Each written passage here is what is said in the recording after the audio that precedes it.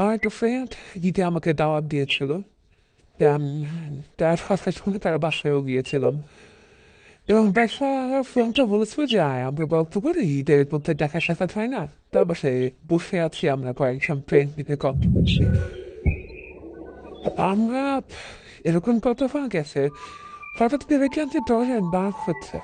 বেশ কয়েকবার knock হওয়ার পরে তারপরে আমি মাথা হয়ে এসছে। তো ফ্রেন্ডটা বললো দেখতে এসছে, এই যে যাবি? হ্যাঁ, যাচ্ছি। তারপরে গেলাম এবং তাদের ড্রয়িং রুমের সামনে যে দরজাটা, সেই দরজাটা খুললাম, দেখলাম যে বাইরে কেউ নেই। পরে আমরা আবারও হ্যাঁ কেউ না নেই। ফ্রেন্ডটা কিছু বললো না, একটু হাসলো খালি। এরপরে এবার আবারও দেখি যে সাউন্ডটা অন্য একটা দরজা থেকে আসছে এবং মনে হচ্ছে যে প্রচন্ড রকমের কোনো একটা বাতাস বা এরকম কিছু একটা হচ্ছে এবং দরজাটা বারবার বাড়ি খাচ্ছে। মনে একটা দরজা অনেক খোলা আছে।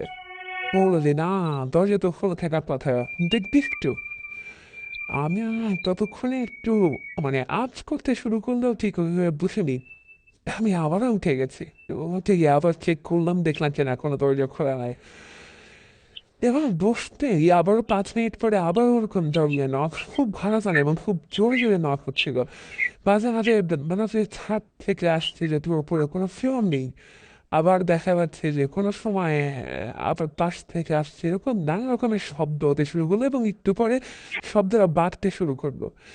এবার শব্দের উৎস ধরে আমরা কয়েকজন ফ্রেন্ড খুব মানে ইন্টারেস্টেড হয়ে সেই শব্দের উৎস ধরে সেখানে গেলাম। দেখলাম যে কিচ্ছু নেই।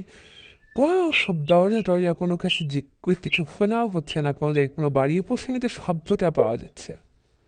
সবসময় আমার ফ্রেন্ডটা খালি একটা কথা বলেছিল, এই জন্যই তোকে ডেকেছিলাম।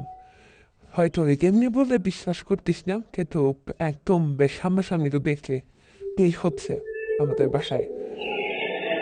আমি এটার কোনো ব্যাখ্যা দিতে পারিনি, কোনো উত্তর দিতে পারিনি। এতগুলো মানুষ একসঙ্গে কি ভুল দেখতে পারে বা ভুল শুনতে পারে, অবশ্য দেখিনি আমরা কিছুই, কিন্তু শুনেছিলাম।